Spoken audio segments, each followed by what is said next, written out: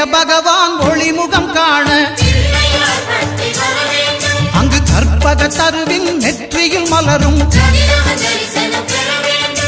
சூரிய பகவான் ஒளிமுகம் காண அங்கு கற்பக தருவின் நெற்றியில் மலரும் இருளை விலக்கி உலகை எழுப்பும் ஞாயிறு அங்கே குடியிருப்பான் அவன் ஆனை முகத்தனின் அடியவர் மனத்தில் ஒளியாய் வந்து கொலுவிருப்பான்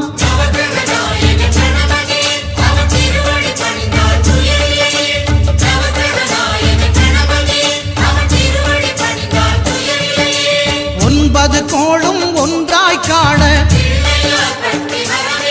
அங்கு கற்பகம்